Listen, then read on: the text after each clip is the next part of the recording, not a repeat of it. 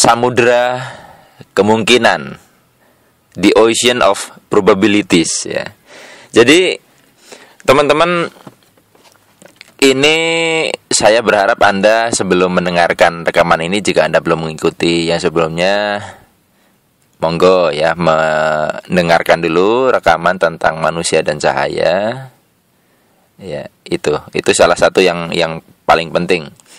Nah, di sana saya cerita tentang eksperimen yang sangat kondang, tentang double slit eksperimen, tentang sifat partikel ya. Di situ sifat partikel yang sifat elektron yang dualitas antara wave dan partikel ya. Jadi wave ini melambangkan tentang sesuatu yang ada di sini sekaligus di mana-mana, dan juga partikel yang memiliki sifat matter atau materi yang berlokasi jelas di situ ya.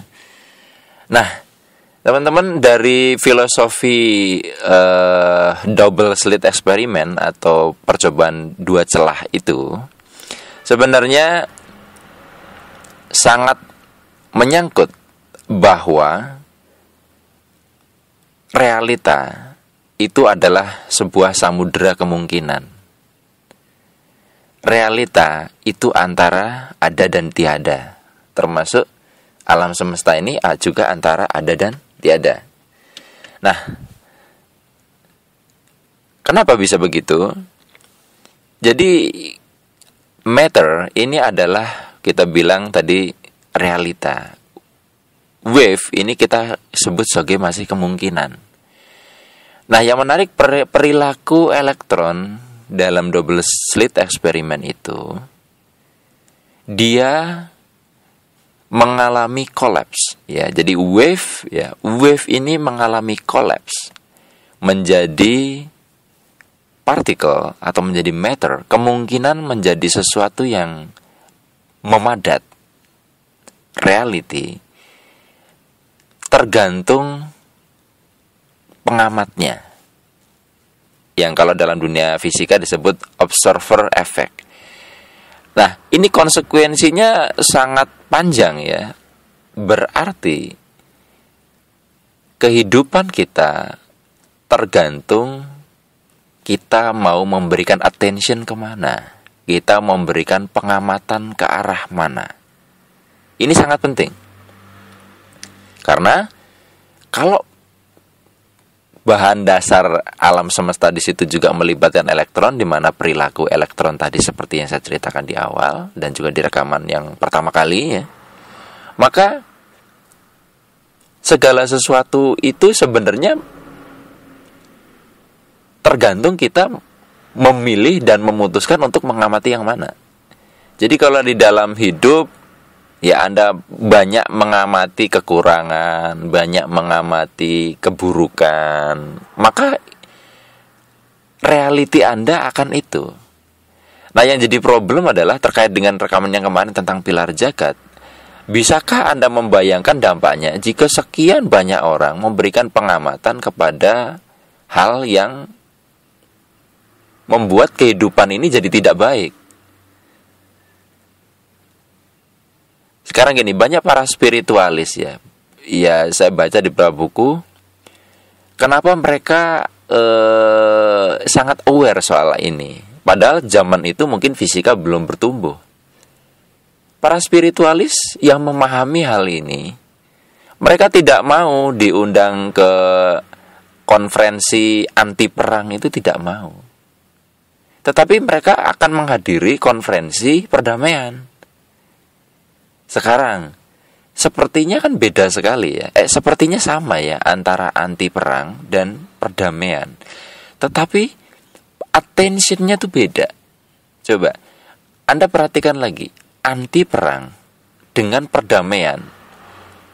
Perdamaian akan memberikan attention kita kepada keadaan damai. Sementara anti perang itu akan memberikan attention kepada perang. Coba direnungkan baik-baik. Nah, perhatian inilah yang justru akan memperkuat realita. Ide rekaman hari ini sebenarnya teman-teman, saya hanya prihatin saja. Saya mengerti bahwa ada saudara kita, negara tetangga yang sangat berperan ya, mungkin dalam sejarah pembentukan bangsa yang sedang mengalami krisis di negaranya. Saya mengerti, saya juga berharap bahwa semoga yang di sana ya bisa menemukan solusi terbaik untuk banyak pihak sehingga tidak banyak satu korban. Cuman yang saya sayangkan adalah banyak video-video, foto-foto yang selalu di-share ya di Facebook saya, itu video-video tentang kekerasan dan itu sangat vulgar. Oke, mungkin secara logis itu tujuannya adalah untuk menggalang simpati, ya. Tetapi cara kerja bawah sadar manusia terkait dengan attention itu berbeda. Justru perhatian kita nanti ke sana terus. Yang secara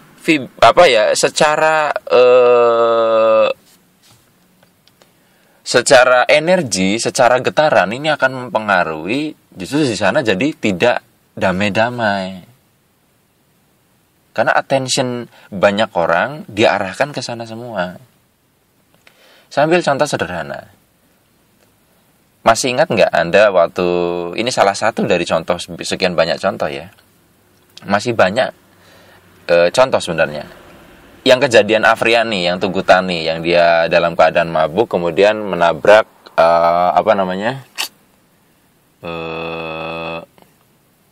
sekumpulan pejalan kaki.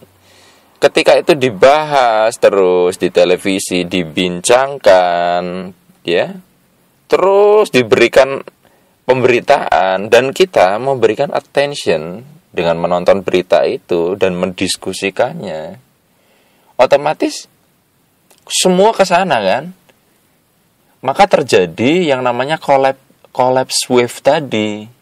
Samudra kemungkinan itu mengerucut menjadi realita karena diberikan pengamatan terus. Konsekuensinya realitanya akan terus berulang.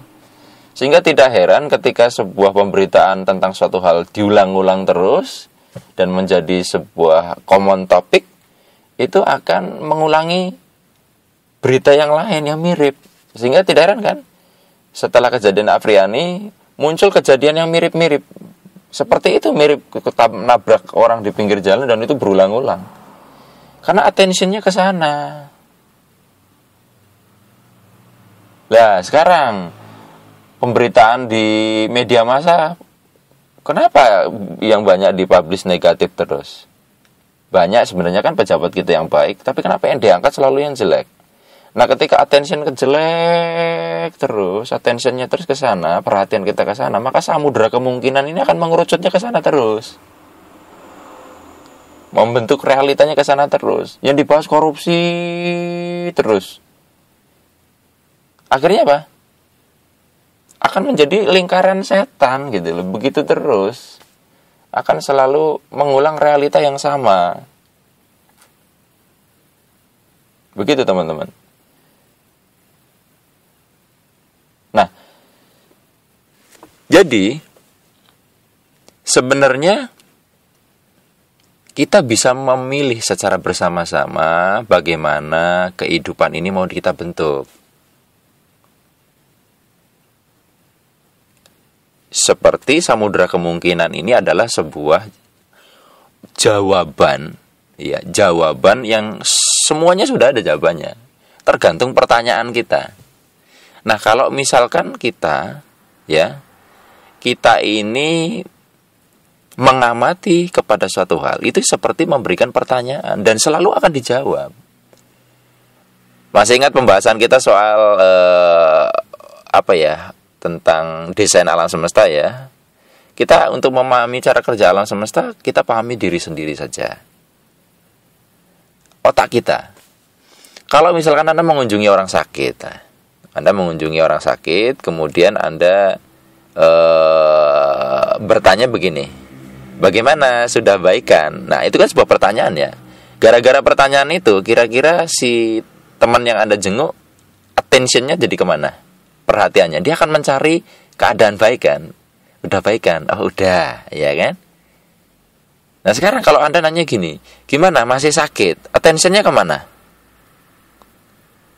Dia akan mencari-cari, iya bagian sini sebenarnya masih sakit.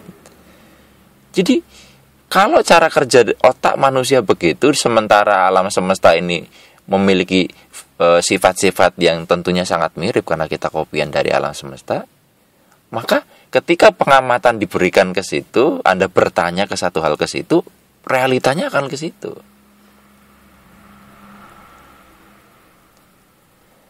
Kita ambil contoh tentang kemungkinan ya, yang lain. Anda tahu kalkulator kan? Anda tahu kalkulator. Nah, kalau misalkan kalkulator ini komponennya kan ada tombol ya, biasanya ya. Kemudian ada layar di mana di situ angka-angka muncul. Ya, anggap saja angka yang nanti muncul di layar itu adalah realita, ya, realita. Tapi sebelum kita melakukan apa-apa kan semuanya masih samudra kemungkinan kan. Kemungkinan muncul apa itu kan masih nggak tahu kan. Jadi samudra kemungkinan ini ibaratnya segala sesuatu sudah ada ceritanya, jalan ceritanya, cuman belum aktual gitu. Cerita nanti 1 tambah 1 jadi berapa, 2 dibagi 2 jadi berapa, itu sudah ada di dalam sistem komputer itu, di dalam sistem kalkulator itu, bahkan sebelum kita membeli kalkulatornya kan. Nah sekarang kalau misalkan Anda sudah membeli kalkulatornya, kemudian Anda nyalakan ya, kemudian Anda memencet-mencet. Coba Anda mencet misalkan 1. Kira-kira yang muncul apa di layar? 1. Kenapa? Karena tombol yang Anda pencet 1. Kalau misalkan Anda kalikan 3, maka layar kalkulator akan memunculkan 1 kali 3 ya jadi 3. Berarti realita di sini menjadi aktual tergantung tombol yang kita pencet kan. Nah kalau sekarang Anda memencet angka 1 terus 1. Anda memberikan attentionnya ke sana terus, realitanya apa? Yang berulang angka 1 kan. Jadi kita bisa lihat bahwa jangan-jangan yang namanya nasib kita pun sama. Kita sebenarnya punya banyak pilihan alur. Tuhan sudah menuliskan semua samudra kemungkinan alur perjalanan hidup kita, mau endingnya baik, mau endingnya buruk, sudah ditulis semua. Nah sekarang keputusan kita, kehendak bebas yang diberikan Tuhan kepada kita, mau dibawa kemana arah hidup kita. Seperti lautan titik, kita mau buat garis kemana saja terserah.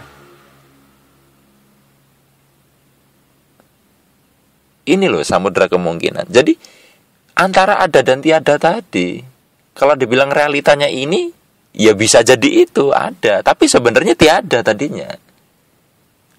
Kapan menjadi ada? Pengamatan. Kalau Anda baca penjelasannya seorang ilmuwan namanya Lynn McTaggart, itu beliau ibaratkan yang namanya samudra kemungkinan itu ibarat gel, ibaratkan lautan gel yang masih cair dan dia belum dicetak menjadi bentuk apapun. Dia masih probability. Seperti air lah. Kalau misalkan Anda ambil air di lautan ya, di samudra, kalau Anda masukkan gelas bentuknya kotak, dia akan kotak. Realita gelas air itu, kalau Anda masukkan ke yang lingkaran, dia akan lingkaran. Nah, jadi mudah-mudahan teman-teman bisa memahami ya, bukan saya tidak empati, tetapi kadang maksud kita untuk membantu, tapi belum tentu dampaknya begitu kan. Jadi yuk kita coba banyak bentuk perhatian kita dengan cara yang lebih baik. Saya contohkan sederhana lah ya.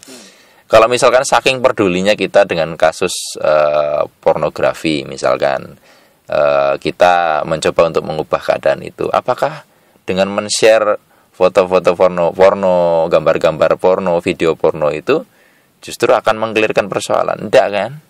Karena attentionnya akhirnya jadi ke sana. Setiap orang memiliki sisi kanak-kanak, di mana sisi kanak-kanak ini sangat mudah diprogram. Sekarang coba kalau misalkan Anda dengan tujuan supaya anaknya gede nanti tidak merokok, coba Anda berani nggak memutarkan video-video gambar atau gambar atau video orang sedang merokok di depan anak-anak yang masih belum ngerti apa-apa, dan Anda jelaskan di situ. Karena bawah sadar dia masih dominan, justru attention anak tersebut ke tentang kegiatan merokok itu. Ini dia loh. Nah, manusia ini punya sisi di mana dia sangat open programming pada suatu situasi tertentu. Dengan direpetisi, diulang-ulang, justru malah attentionnya jadi ke sana itu. Sampai di sini teman-teman bisa menangkap nggak maksud saya? Oke, nah berarti kalau kita kerucutkan kehidupan masing-masing, apapun keadaan Anda saat ini, itu baru salah satu kemungkinan yang menjadi aktual oleh Anda. Bisa nggak kehidupan Anda berubah? Misalkan posisinya sekarang terbelit banyak utang. Berarti kan ada jalan cerita lain di samudera kemungkinan Anda sebaliknya bebas dari hutang. Pengamatan Anda ke sana. Kalau misalkan Anda saat berdoa, saat menjalankan aktivitas, attentionnya ke utang terus, ya itu tadi realitinya akan mengulang itu.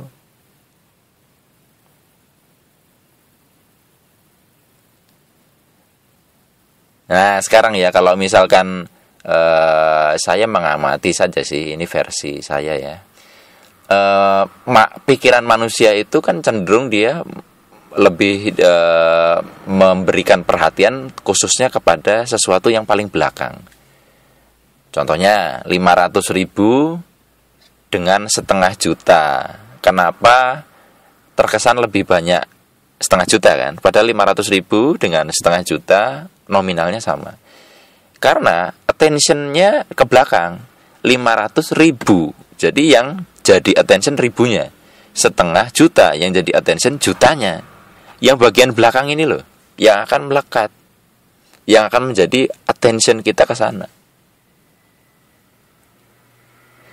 Nah, makanya kan kalau contohnya Anda contohkan atau korelasikan ya, sekali lagi kalau saya bicara soal agama, itu tujuannya adalah sekalian kita supaya bisa meng-cross check dengan keyakinan masing-masing. Anda agama apa saja, monggo disesuaikan. Nah, bagi yang muslim, Anda perhatikan kalau misalkan ayat di Al-Quran itu cerita apa, ya walaupun disitu cerita kaum terdahulu begini, begitu, endingnya loh, ending ayat itu banyak loh yang ujung-ujungnya akhirnya sesungguhnya Allah Maha Pengampun dan sesungguhnya Allah Maha melindungi sesuatu. Endingnya selalu diakhiri yang baik, ke Tuhan yang mempunyai sifat gitu tertentu. Ini loh. Berarti harapannya kan attentionnya ke sana, sehingga samudera kemungkinan mengarah ke sana.